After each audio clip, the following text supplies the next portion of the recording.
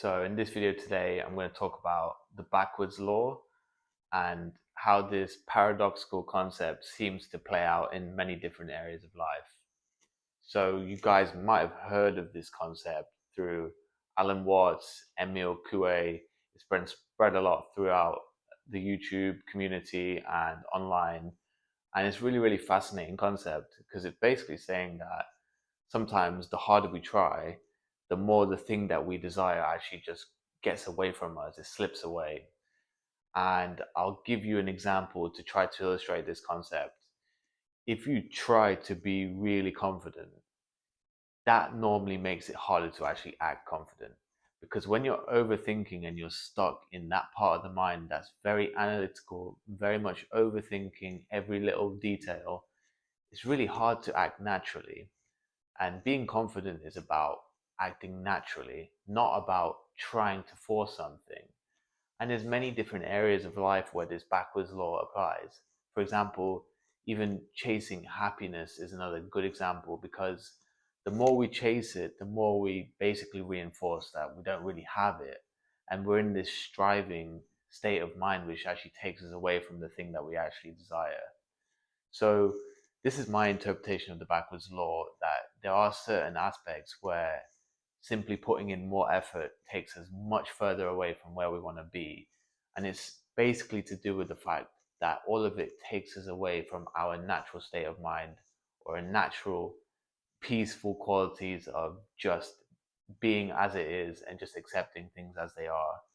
I know even for myself, if I'm making videos and if I'm trying really hard to put something out there and trying to emphasize certain things, I'll begin to overthink the process instead of just doing the video itself. And this is the ironic thing. When you overthink and you try really hard, it doesn't mean you're going to get better results from it. Because normally, if you act naturally and you can just take actions towards whatever it is that you desire, you're just going to get there a lot faster. And all the examples of people who are successful, it seems to be that they just did it that way. They just decided, they didn't overly think about this or that. They just decided they were going to do something and they went and just did it without questioning themselves, without coming up with massive plans. You just need to decide and move forward.